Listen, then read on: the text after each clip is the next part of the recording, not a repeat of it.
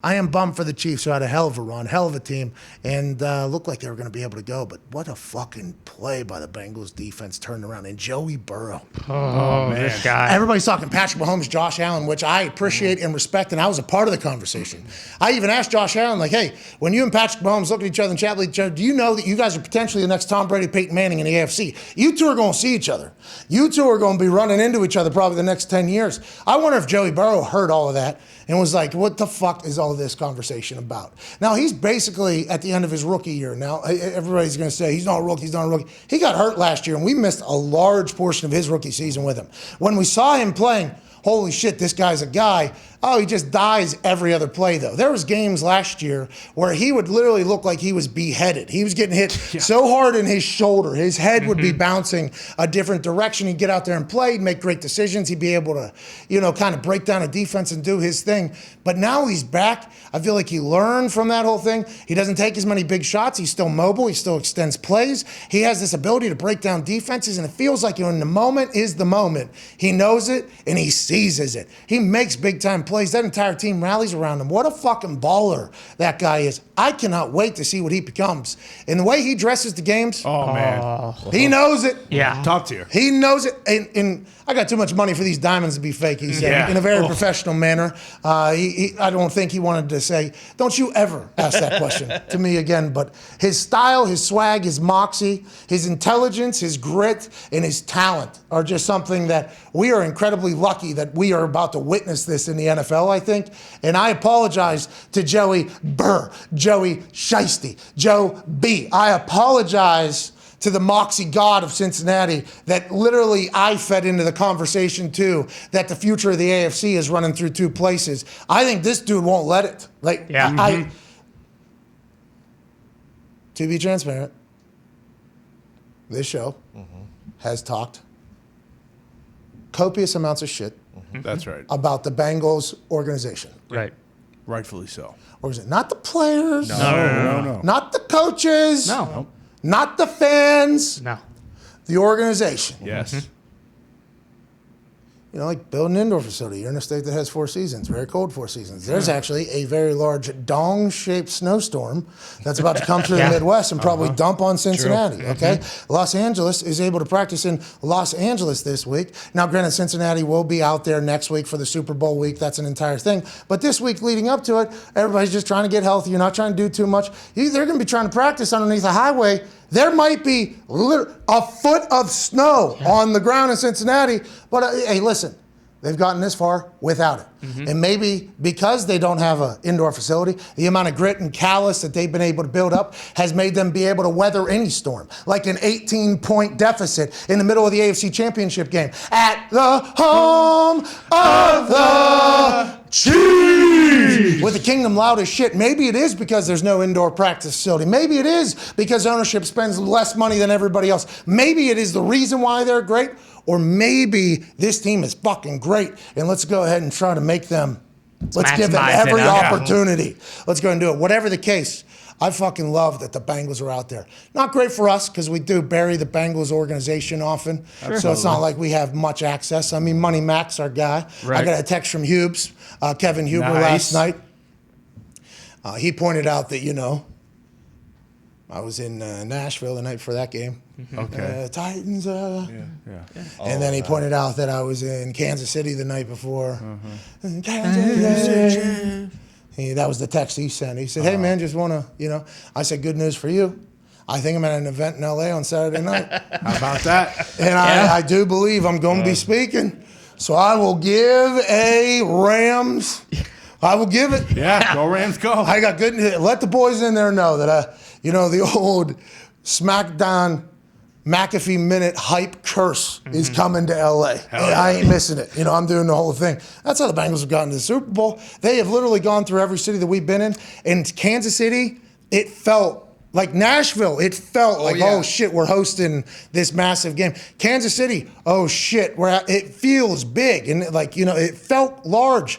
In the Super Bowl, I don't know how much bigger a moment can be than what Joey and them have already experience. Like, I don't know how more nervous you can get because it's a Super Bowl. I don't think they're going. I think that team is going to be very comfortable going into SoFi, as they should be, by the way. And I've seen a lot of love for Cincinnati out of the entire state of Ohio. You and I have talked about on this show about the frenzy behind Ohio guy Joey Burrow being just this unflappable, moxie-having gunslinger who I think maybe has had to hear everybody talk about Patrick Mahomes and Josh Allen being the next Peyton and Tom Brady in the AFC. And although I'm not 100% sure he'll ever come out and say that, there's probably him and a lot of people around him saying, hey, this motherfucker's different. Joey Burrow seems to be an absolute stud. He doesn't blink. The plays he makes when he has to make them, unbelievable. And that entire squad, the defense in the second half, Money Mac making kicks as if pressure doesn't exist in that world. He's 4 for 4 in the last 3 games, trying to get Adam Vinatieri's record. He has 40 points going into the Super Bowl, which is obviously the most ever entering a Super Bowl. He could potentially break a lot of records that Adam Vinatieri holds in his first year as a kicker in the NFL. But this Bengals team doesn't appear to be going anywhere, AJ. How's the feeling in Ohio? Let's go to the fucking Super Bowl, dude.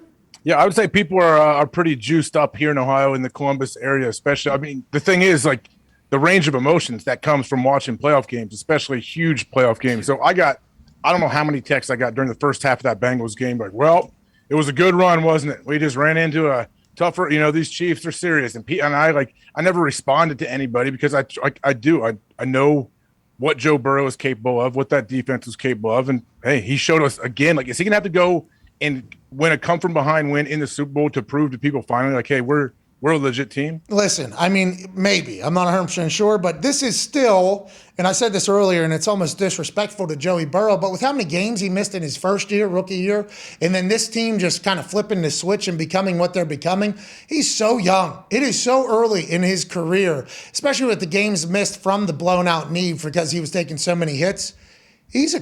Him showing up in the outfits and the costumes that he shows up into, this motherfucker, this dude is awesome. Like, I bet you everybody in that Bengals organization is pumped that they have this guy. There's no other guy. And they're saying there's no human that's ever won the Heisman, national title, and the Super Bowl. Let me tell you why I think so. If you win the Heisman, obviously at the quarterback position, probably how you won it, your entire life you've been kind of propped up. So your life is much different than everybody else's. You win a national title and you win a Heisman, let's assume you are God amongst some college places. Joey Burrow, had to transfer, only got to play 1 year, does his whole thing, has that built-up natural grit already because he's been looked over. Very similar. Now, he wasn't picked 199, but if you figure out a way to kind of, get pissed off and add chips to your shoulder, Joey Burrow, very similar to Tom Brady, has not had a lot of expectation, I think, except for the last 3 years of his entire life. I am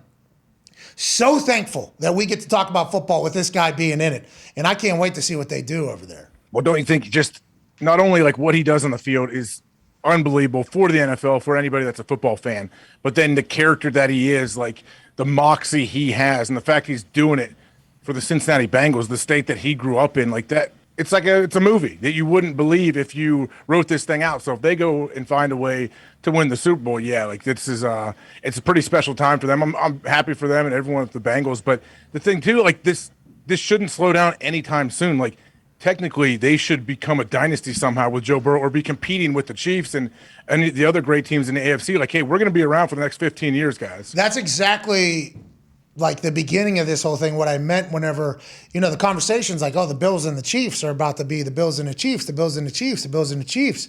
Why not Joey B and the boys in Cincinnati? Probably because they don't have an indoor facility. Yeah, it could be. And there's like 18 inches of snow. They're not getting one now. And they make this unbelievable run to the Super Bowl, and they're going to be practicing outside before they go to L.A. in like negative 20 degrees. Listen, everybody can practice outside. This isn't about practicing outside or inside. This is just about a commitment to us being able to work whenever fucking Mother Nature says today's a terrible day. You're in Cincinnati. There's 4 seasons. You're practicing under a highway. There's 18 inches coming on a Wednesday. Come on. Anyways, that grit might be what propelled them to this point, where they can withstand an 18-point deficit in the AFC Championship in Kansas City with Patrick Mahomes on the other side and not even blink. What did the defense do, you think, that made Patrick Mahomes play his worst football we've seen in a long time? First half QBR, like 149.9, unbelievable. They're all dancing, celebrating. Second half, 0 QBR is what NFL on CBS is reporting on their Twitter account. That pick, that fumble, the decision-making, the look in his eyes looked like he had lost it, like he wasn't confident anymore. It was like a live bet we get with Goff or Kyler or any of these other guys that you can see how they are feeling just by the look in their eyes. He looked like a completely... Was it because Brittany and Jackson? What do you think it was? What do you think? So I didn't watch Pat's post-game presser. I'm not sure if he referenced his brother and his wife or fiance. Did he? Did I miss that? I do not don't know. believe he did, but he might have. He could have. He might have been like, I heard her and him at halftime. They were dancing and celebrating and all that.